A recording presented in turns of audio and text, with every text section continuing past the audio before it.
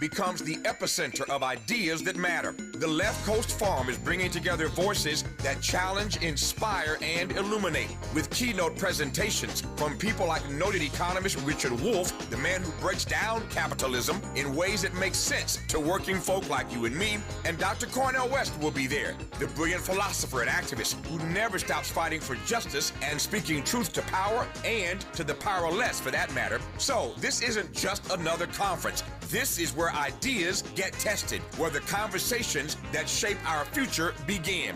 Multiple plenary sessions, dynamic speakers, real talk about the issues that impact our communities. And then some good food and a live band. Saturday, October 25th, LA Trade Tech, Left Coast Forum. The event is free and open to the public, but you must register at our KBLA1580.com website, where you can also peep the plenary topics. The future belongs to those who show up and engage. So don't just think about change, be part of the conversation that creates it. The Left Coast Forum is brought to you by the LA Progressive, the Empowerment Congress, Community Coalition, Partnership for Growth LA, Southwest Voter Registration Education Project, LA Care Health Plan, United Teachers Los Angeles, Black Progressive Action Coalition, St. John's Community Health, the National Lawyers Guild, the Weingart Foundation, and more. Space is limited, so if I were you, I'd register right now at KBLA1580.com. Your voice matters, your presence matters. We'll see you there. Hey Zo, I'm calling your show, 'cause I need to know. Show me which way to go before I throw my man out the door. Okay, hold on a second, Keisha. Just let me ask Ronald exactly what's going on, because it takes two to tango, and I need to hear his side of the story. So she's driving me insane, got stress heavy on my brain. She keeps playing silly games, man, I'm about to bring the pain. We seem to fuss and fight every day and every night. Please give some advice so we can see the light, see the light.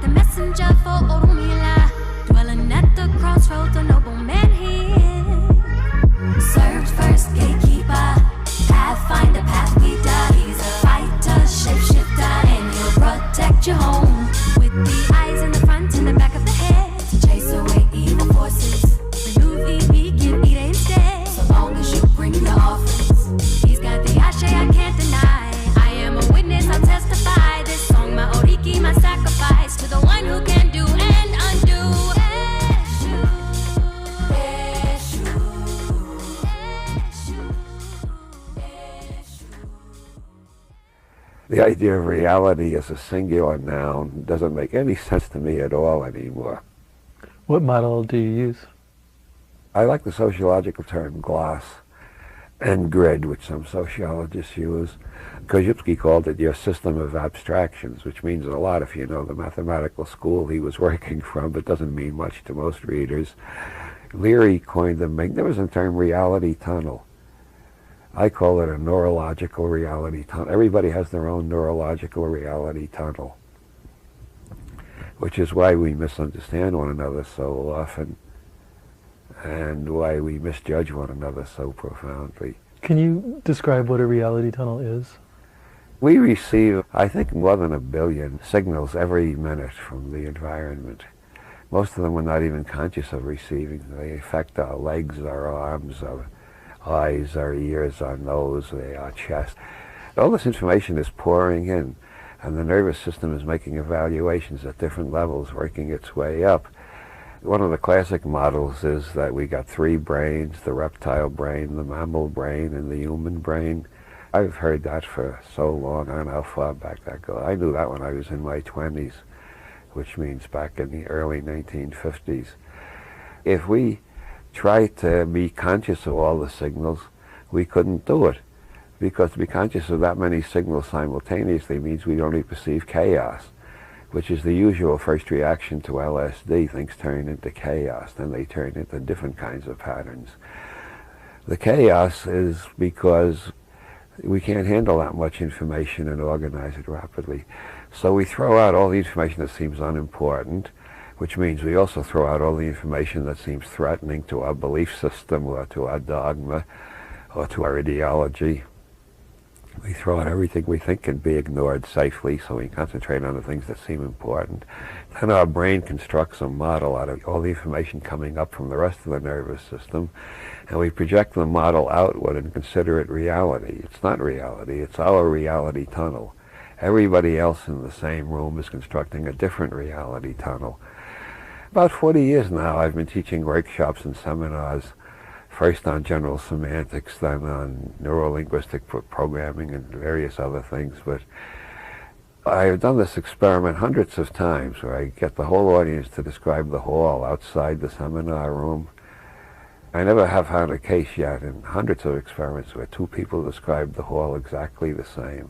The differences are sometimes astonishing. We all perceive a different world because our brains are organizing it according to patterns the brain has created to organize. And those patterns seem to be created at this date, it appears. Man, listen, I know he sounded a little sleepy. I know he sounded a little tipsy. But that's one of my favorite authors, Robert Anton Wilson. And his works are just amazing. I love, in particular, I love the book Quantum Psychology. I love Prometheus Rising. Like, he has some very powerful books. And what are his books designed to do? They are designed to get you outside of your known. If you know anything about the Voice of Reason here on KBLA Talk 1580 from the heart of Leimert Park, you know the Voice of Reason curates conversations that are designed to get you out of your norm. Why is that important? How else are you going to grow? Many people want to stay right in that little box. Why is it that men and women speak two different languages, according to Dr. John Gray? Men are from Mars, women are from Venus. Why is it that we seem to misunderstand each other? Do we know the difference between, this is going to get deep,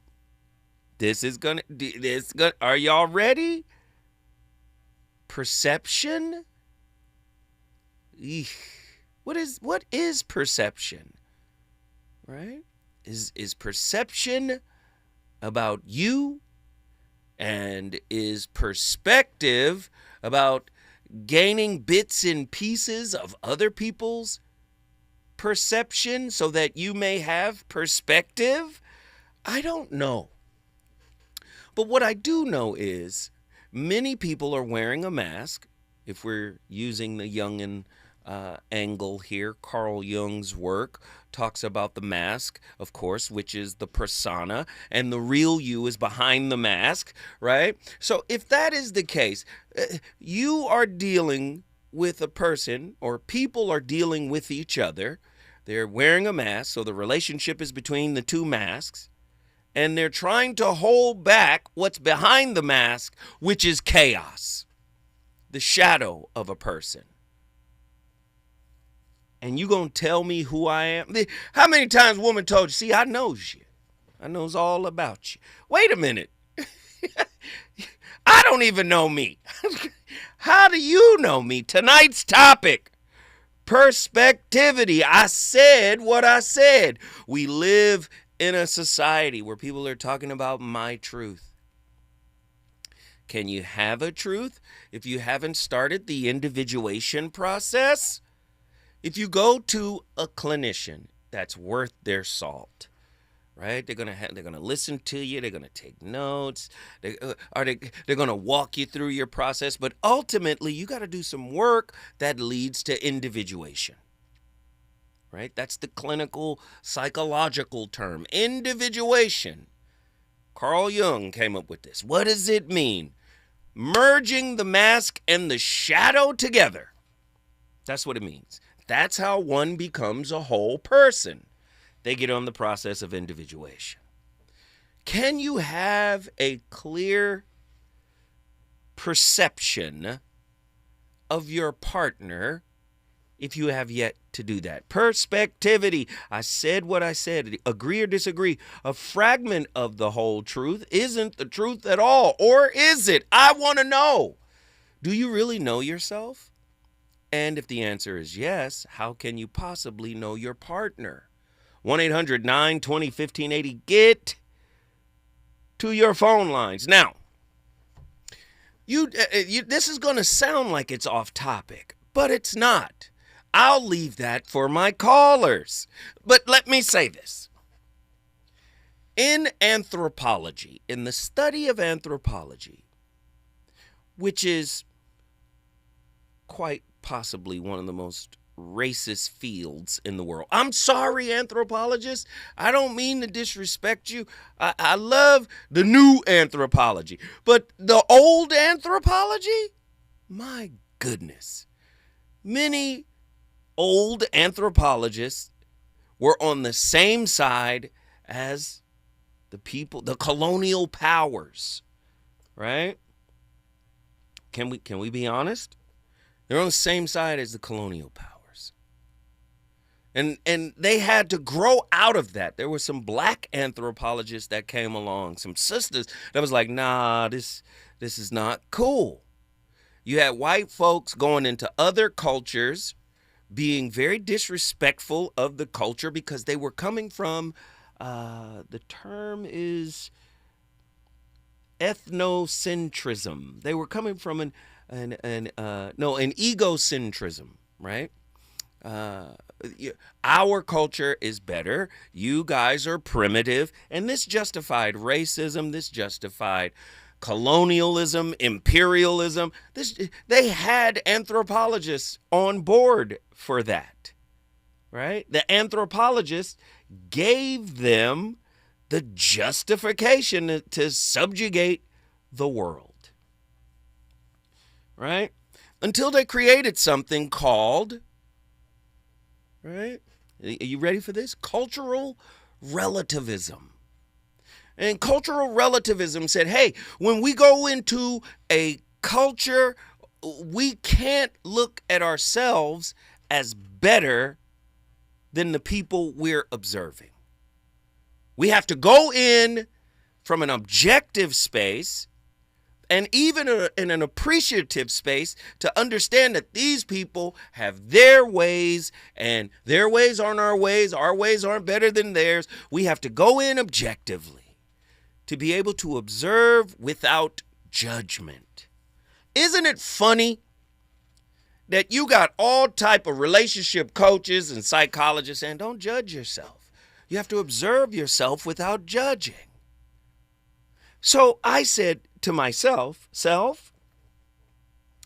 if anthropology came with cultural relativism, where I have to respect the culture that I'm observing, that I'm studying, what about intimate relational relativism, IRR? Can my partner be respectful, right, of where I came from, who raised me, how I was raised? What if I was mishandled? Should that be respected as well? What is the definition for intimate relational relativism? A conscious practice of perceiving a partner within the context of their own history, culture, nervous system, and lived experiences, rather than judging them through the moral, familial, your family, or psychological standards of the observer's upbringing. I'm not going to judge you from where I came from. How many times you've seen people in relationships arguing, I would have did something different. See, that's not how I would have handled it. I would have handled it. That you're lacking IRR. Intimate relational relativism. Right? I'm going to look at you without the filter of what made me. Now, anthropologists had to learn how to do it. They couldn't go into Papua New Guinea and judge those people because they had a cannibalistic practice. Right? Initially they would, right? Like, oh my God, they're eating each other. What is going on? Until they understood the practice. Oh, it's ancestral worship. Oh. So when the ancestor dies, this is part of their culture. They eat them to embody them because they were great. They had to change it. They couldn't go in there and go, what kind of crazy, y'all eating each other over? Cultural relativism. But what if we use the same principle for intimate relationships? It was anthropologists who discovered, oh, you guys can't eat each other though. We respect the culture, but you can't eat each other. Why? Because there's a disease that comes from eating each other, and this is why you guys are dying. So we respect the practice, but if you want to stop dying, do you see? But that couldn't have been discovered unless there was objectivity. Do you see what I'm saying? Initially, there was no objectivity. You had white men say, you know what? Let's just study all the skulls. You do know that after our research, we have ascertained that the Caucasians are the most beautiful, the prettiest, the smartest, the most intelligent. That's because they were coming from this racist kind of perspective. Not kind of, it was outright racist. But even anthropology had to grow up. So what if you took the cues from anthropology and learned this IRR, intimate relational relativism, a conscious practice of perceiving a partner within the context of their own history, culture, nervous system, and lived experiences, rather than judging them through the moral, familial, or psychological standards of your upbringing. Would that lessen the amount of confusion? When we come forward, the voice of reason gonna keep the flames. Relationships. Got you confused? Need some straight talk? This is where you get the unfiltered truth about love, relationships, and everything in between. He breaks down relationship dynamics with no-nonsense wisdom and practical advice that actually works. Tackling the questions you're afraid to ask and giving you the answers you need to hear. You're inside the voice of reason with Zoe Williams on KBLA Talk 1580.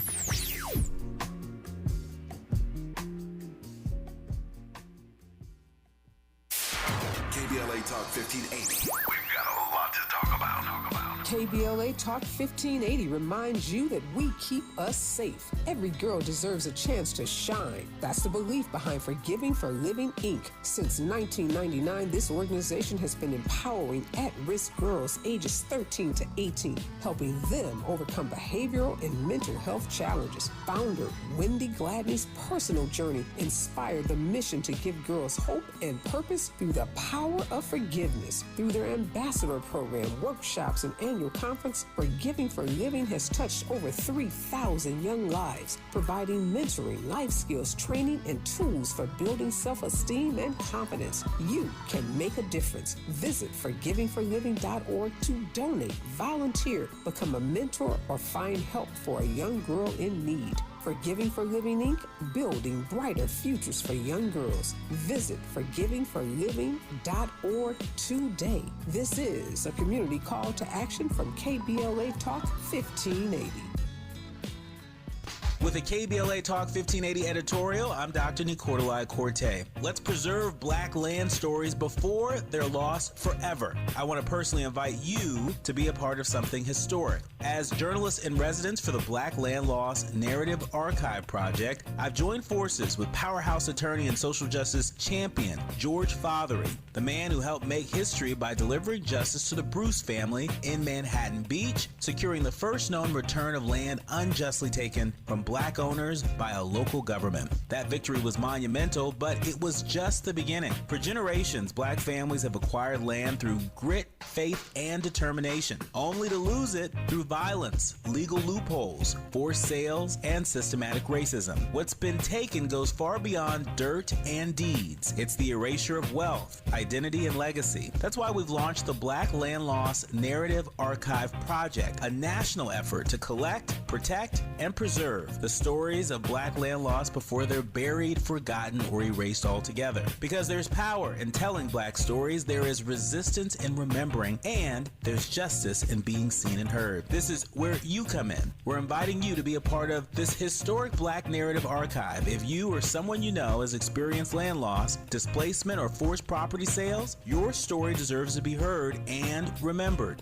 Your story belongs in this archive. Your truth matters not just to your family, but to our collective future. Visit blacklandlost.org today. Fill out our simple intake form and add your voice to the National Archive of Remembrance, Resilience, and Reckoning. Let's make these stories live on, not in whispers, but on the record. With a KBLA Talk 1580 editorial, I'm Dr. Nicolai Corte, and as always, we welcome your feedback.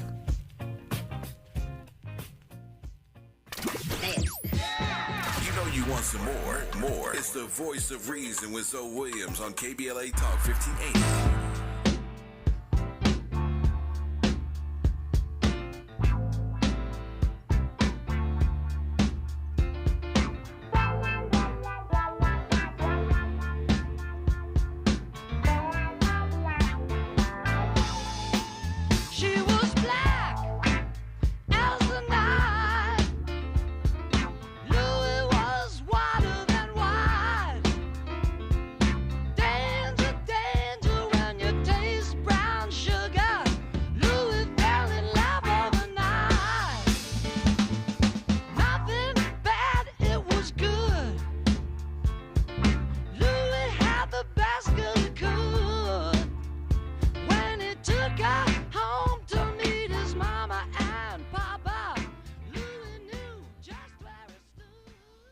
Have you ever completely misread someone's reaction? Maybe you thought they were angry only to find out they were just stressed. Or what you took for rudeness really just turned out to be exhaustion. It happens to all of us, but here's the thing. Getting better at seeing through another person's eyes doesn't just help you get along better, it actually changes your brain in ways that makes you more resilient. I'm Dr. Tracy Marks, a psychiatrist, and I make mental health education videos to help you strengthen your mind, fortify your brain, and build resilience. This is the last video in our social connection and resilience model, and today we're looking at how empathy, really understanding others, creates a feedback loop between healthy relationships and a more adaptable, stress-resistant brain. When most people think of empathy, they picture being warm and caring, but neuroscience shows us that it's much more than that. It's a complex set of brain skills. There are two main types: cognitive empathy, which is the head side, understanding what someone else might be thinking or feeling without necessarily feeling it yourself. That's perspective taking, and it uses your prefrontal cortex, the same region that you use for planning, problem solving, and regulating emotions. You're essentially running a mental stimulation.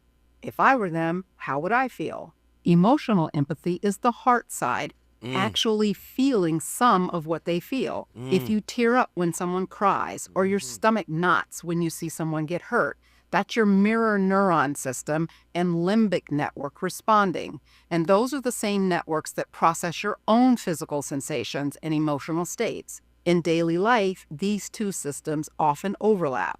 For example, if a coworker's tone is sharp, cognitive empathy helps you consider they might be under a deadline pressure. Emotional empathy lets you sense they've got tension under stress. The most resilient people, those who maintain strong relationships while protecting their own mental health, have developed both types of empathy in a balanced way. They can understand others deeply without being overwhelmed by every emotion around them. Here's why perspective taking builds resilience.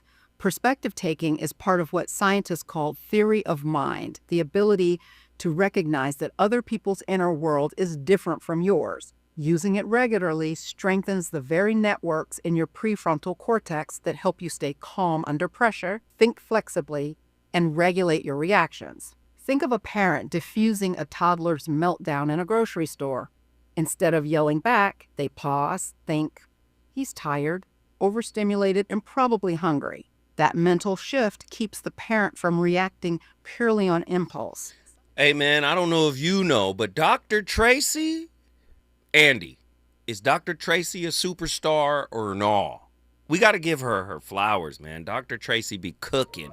And what I really love about her breakdown, right? The empathy piece, how empathy is dual-sided. We have cognitive empathy, and then we have emotional empathy. She said the emotional empathy is heart-centered, and the cognitive empathy is brain or mind-centered. Now, what's interesting about that, you often hear us talk about narcissism, and that narcissists may not be fully connected to the heart empathy, but they've mastered the cognitive empathy to kind of figure out as a puzzle of observation to see, oh, they're going through something. Let me see if I can behave in a certain way to extrapolate whatever supply I might need from them. So that is the cognitive side. But here's the deep point here. We just go into relationships all willy-nilly with no idea about any of the things we're talking about tonight. I just came up with something. IRR. Intimate relational relativism. I pulled it right out of a very respected field of academia, anthropology.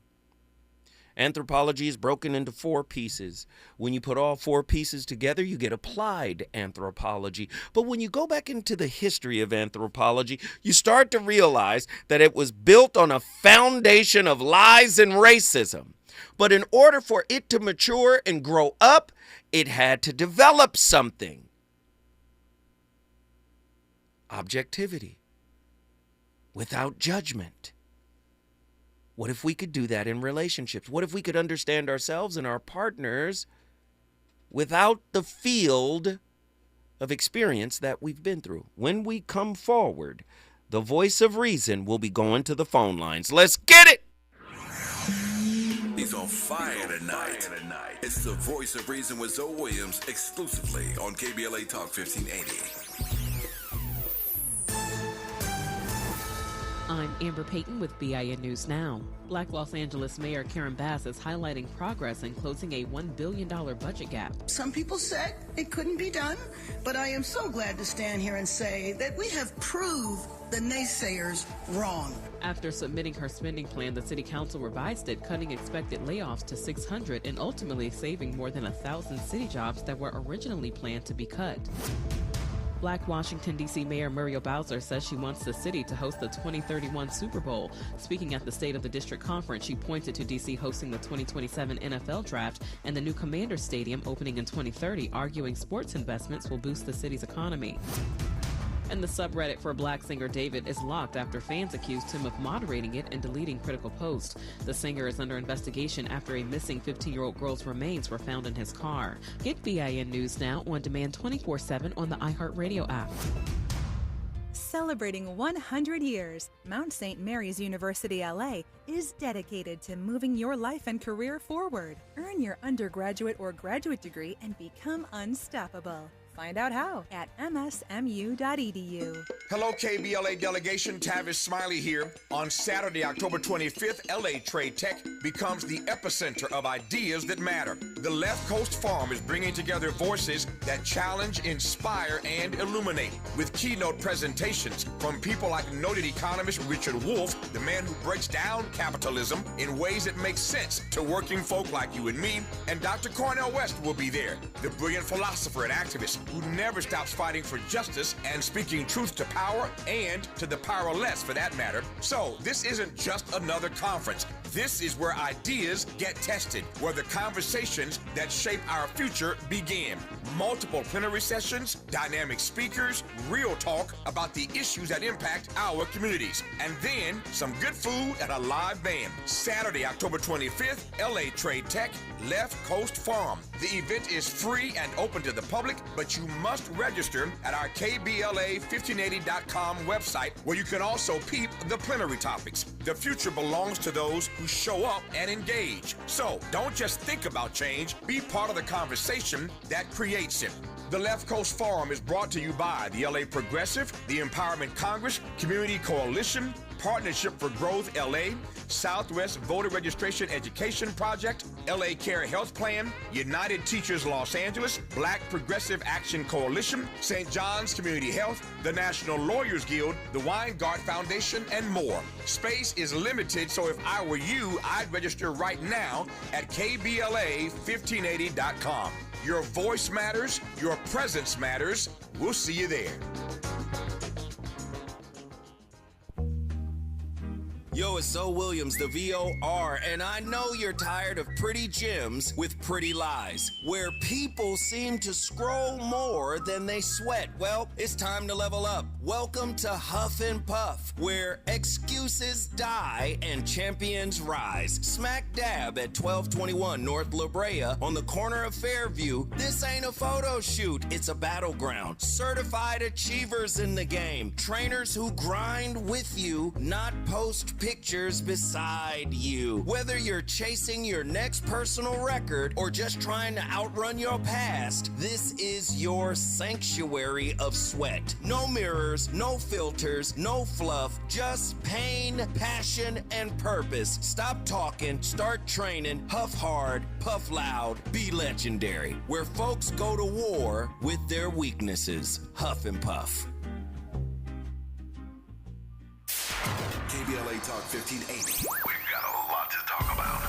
KBLA Talk 1580, connecting you with services and solutions. The Autopsy Initiative provides a second autopsy free of charge for victims' families who have lost their loved ones due to a police-related death. The services offered through the initiative include the completion of a second autopsy, disclosure of preliminary findings, and a final autopsy report.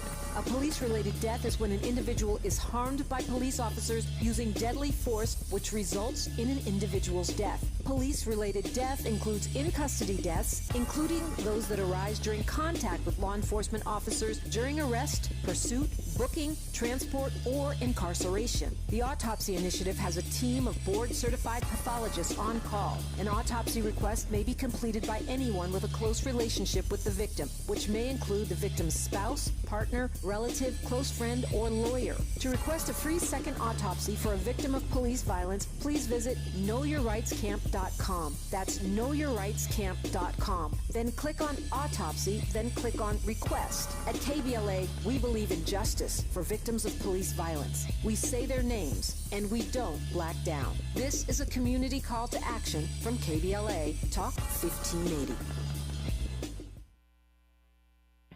Dr. Renee here. Did you know this time of year is considered peak asthma season because we typically see a spike in asthma-related hospitalizations? If you have asthma and are having difficulty breathing despite medication, it's time to check in with your doctor so you can help avoid landing yourself in the hospital this season.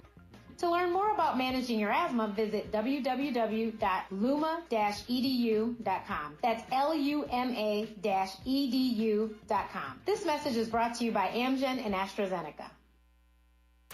You're listening to the Voice of Reason with Zoe Williams. Only on KBLA Talk 1580.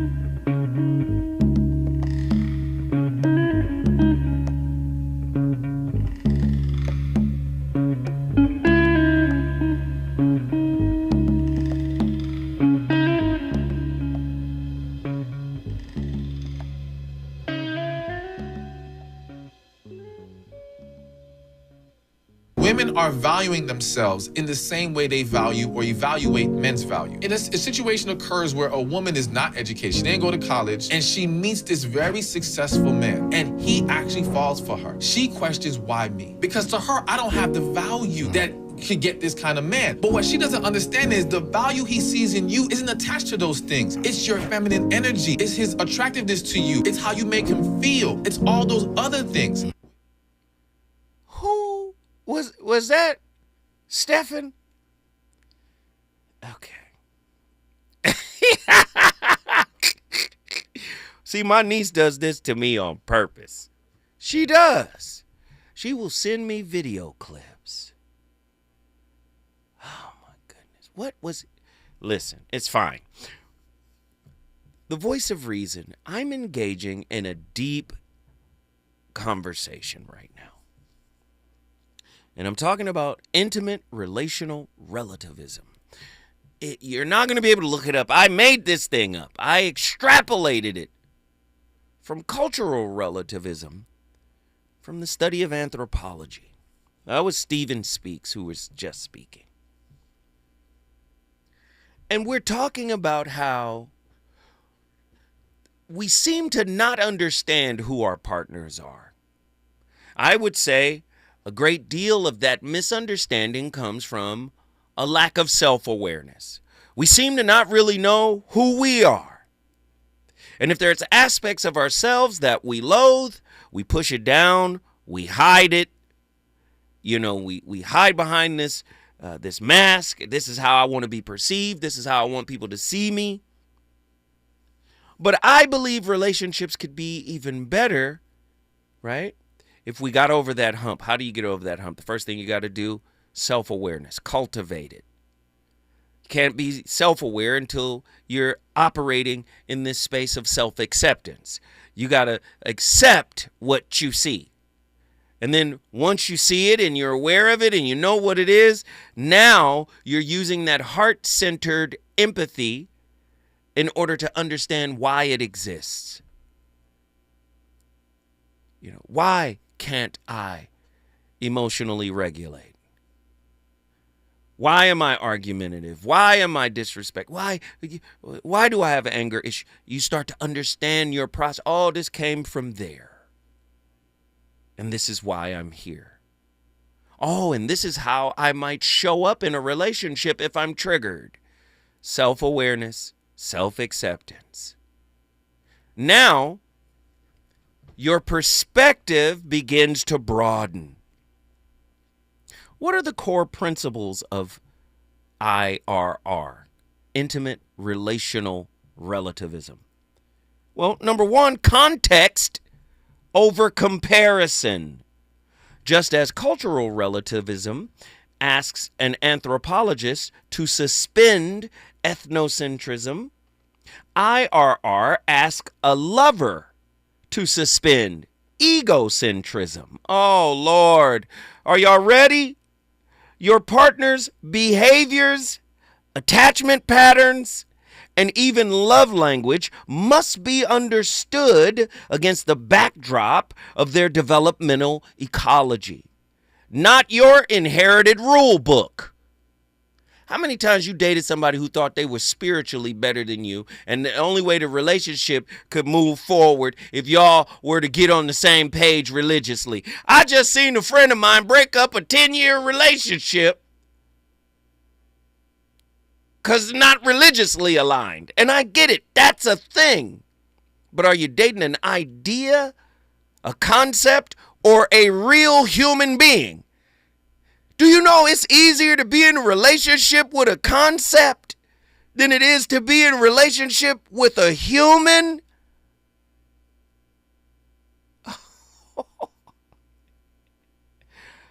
Okay, this is where I go. Linguistic humility. These are the core tenets of IRR, intimate relational relativism. Linguistic humility. Alfred Korzybski, you knew I was going to bring him up. His insights that the map is not the territory applies to romance. Labels like commitment, respect, or love carry different semantic weight across families, faiths, and cultures.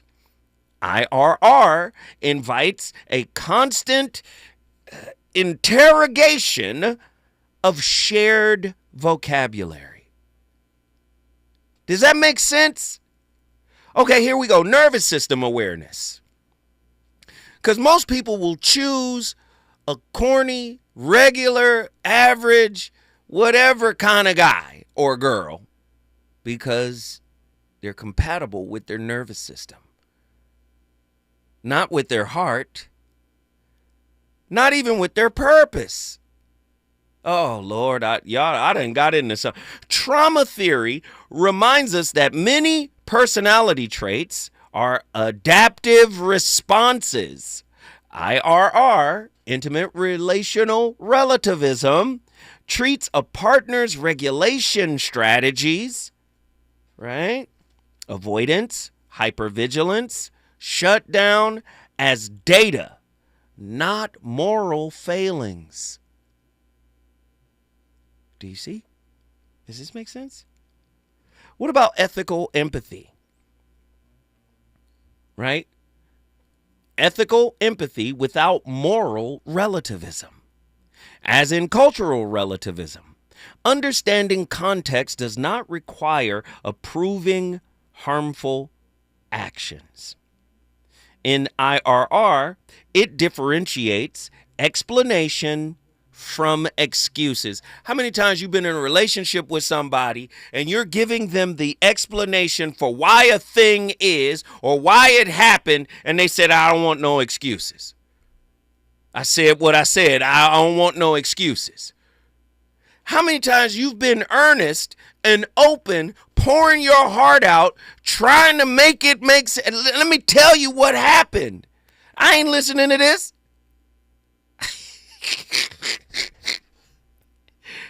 What? Ethical empathy without moral relativism. What kind of mess you talking? Did you do it or not? An explanation is not the same thing as an excuse.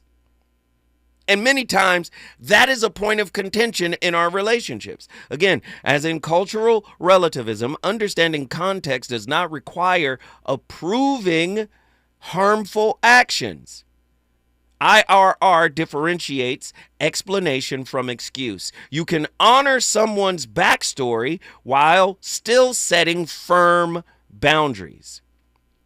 And I was just talking to the brother in the chat right now about this right here. Number 5, dynamic co-creation. This right here should help you to stop blaming your partner for ruining the relationship. Y'all ruined it. You started ruining the relationship the moment. Do you want to hear this?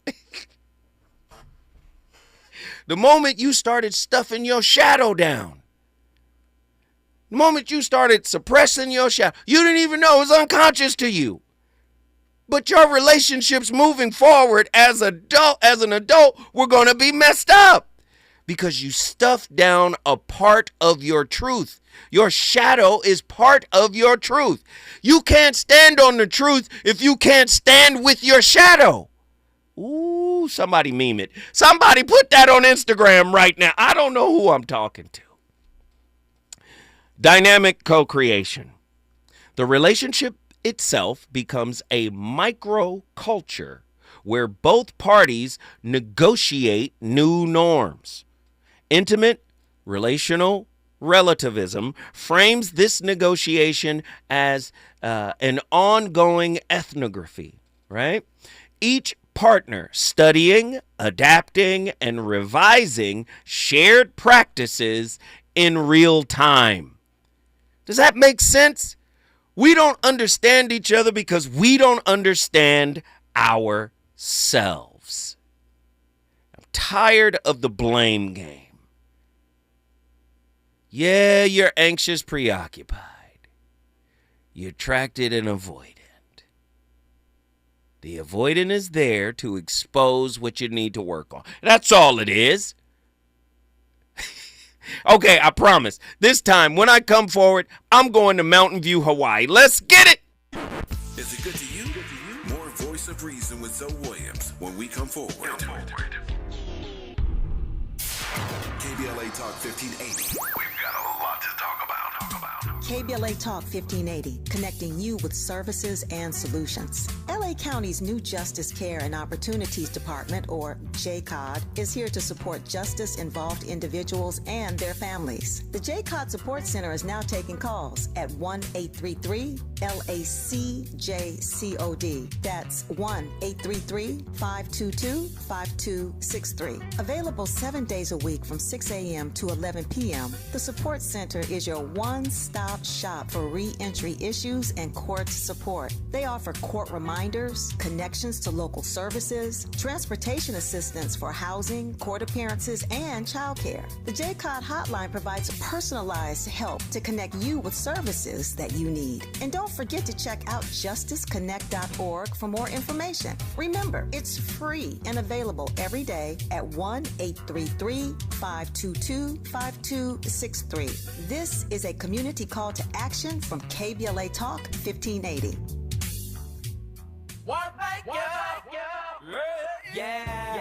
The California Crusader newspaper would like to thank all of our subscribers for their support throughout the years, proudly serving the South Los Angeles and South Bay areas for more than 40 years. The California Crusader is a multicultural, black-owned, adjudicated newspaper that focuses on providing newsworthy information to the people in our community.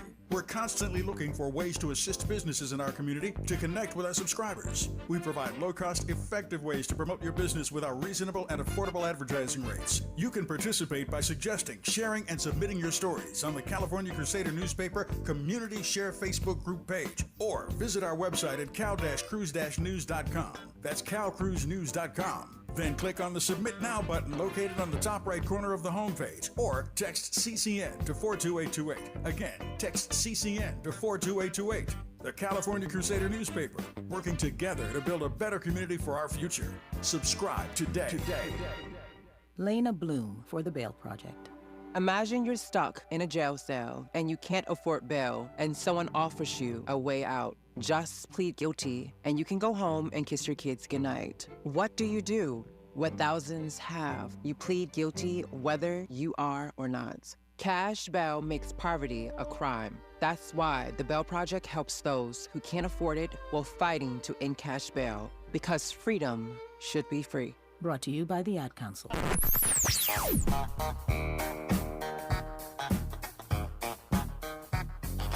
This is KBLA Talk 1580.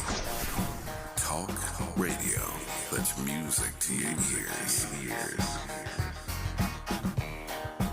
We're unapologetically progressive. KBLA Talk 1580. You know you want some more. It's the Voice of Reason with Zoe Williams on KBLA Talk 1580.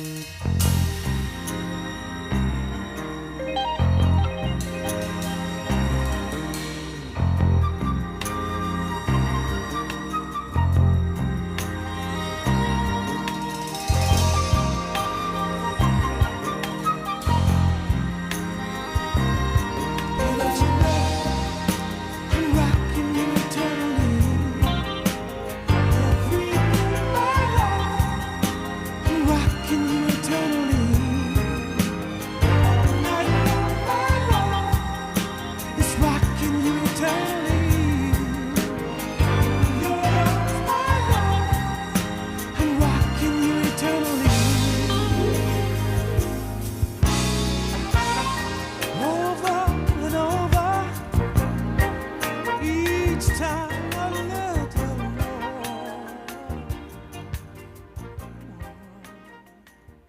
I gotta ask you, when you was going into like them early fights, right?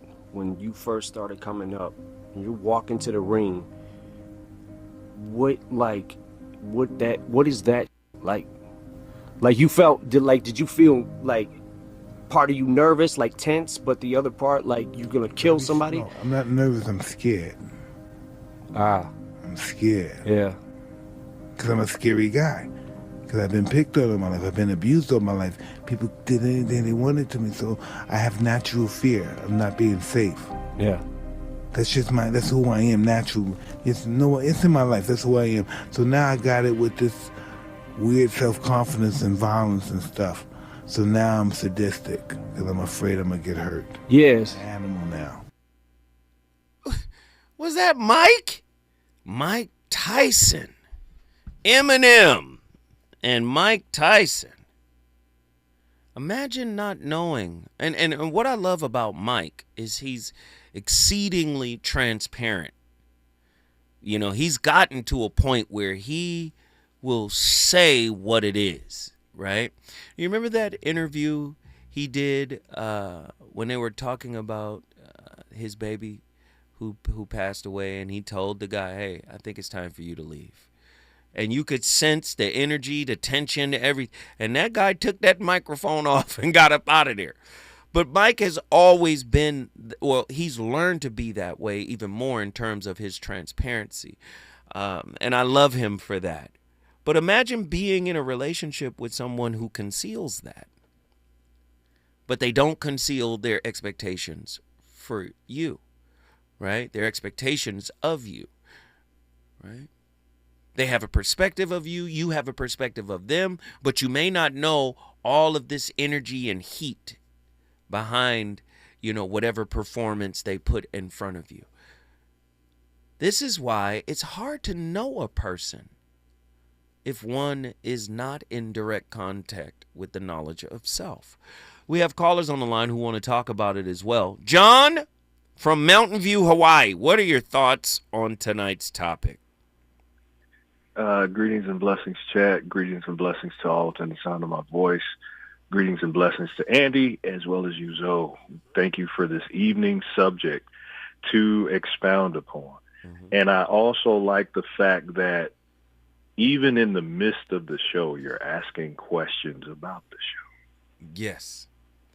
Yes. Yes, you know I do. John, come on, man. Of course, I get it. I understand. And even on the point of, is this relevant? Is this too deep? And you left it alone. And I love that. John, fact. Hold on, John. Hold on. You're going to bring the behind the scenes to the radio again. What behind the scenes, sir? I'm just saying. You asked the question. Well, I tell you, John. And I'm like, this is so beautiful. You don't get. Okay, let me break down. We got a whole behind the scenes. We got a whole behind the scenes. Let's break down the ignorant in the room. Let's break down the ignorant in the room and get them up to speed, shall we? Yes, go ahead. Find balance, ladies and gentlemen. Find your balance. If at the point that you had to find your balance in your individualization, because again, there's a female side of you and a male side of every human being that's been born. Let's start there. Since you haven't gotten that right yet, and you're telling the human being outside of you who happens to be the opposite of you to tell them that they're wrong on their viewpoint of what they got going on. Did you say that same thing to yourself? Come on. Mm-hmm. Where's the we in this relationship? And that's the we. You should have had that established in you, male and female side. Man, if you hear more yous than us, talk to me, John. And I'm not going towards the pointing of the fingers because, again, I was taught in the military, use my whole hand. Use your whole hand. When I'm trying to direct something towards you. When I'm trying to tell you what's wrong with this situation and you don't hear me, the whole hand is pointed in your direction.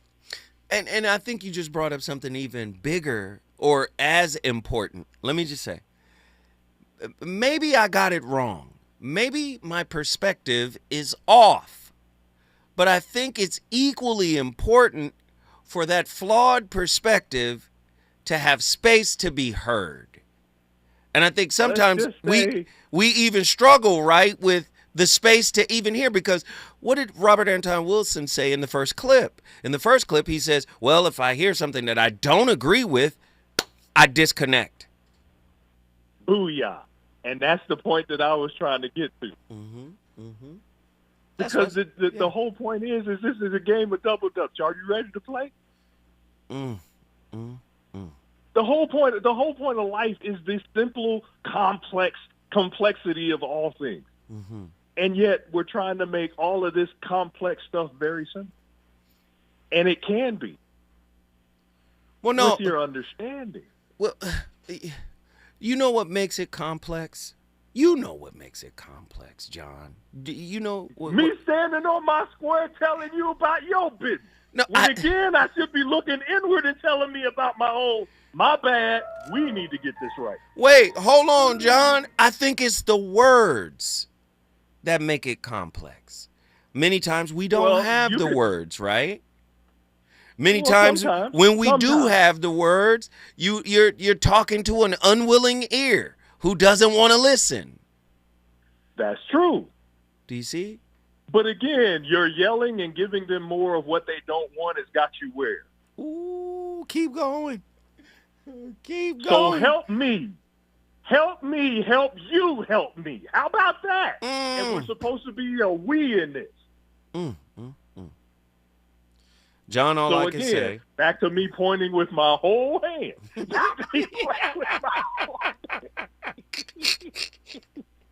John, all I got to say, man, unfortunately, I'm excited. I'm yelling because I'm excited. This show has got me on fire. And wow. I love it. I thank you. No. I thank you for allowing these things to take place, because not only does the words and the misunderstandings of understandings, or the understandings of misunderstandings, whichever one gets you to the point of balance. Hey, John, you know I got to ask you, man. Guess what you just did, man? Mountain View's in here for it, man. Mountain View. To give this work to us all. Hey, Hawaii is on the board. You want to bring your city in the building? All you got to do is call me at 1-800-920-1580. When we come forward, we going to Texas. Let's get it.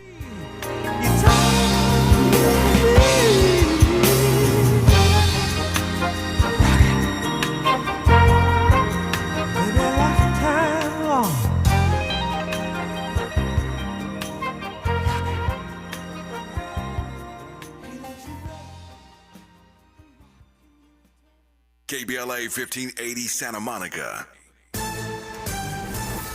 I'm Amber Payton with BIN News Now. Black Los Angeles Mayor Karen Bass is highlighting progress in closing a $1 billion budget gap. Some people said it couldn't be done, but I am so glad to stand here and say that we have proved the naysayers wrong. After submitting her spending plan, the City Council revised it, cutting expected layoffs to 600 and ultimately saving more than 1,000 city jobs that were originally planned to be cut. Black Washington, D.C. Mayor Muriel Bowser says she wants the city to host the 2031 Super Bowl. Speaking at the State of the District Conference, she pointed to D.C. hosting the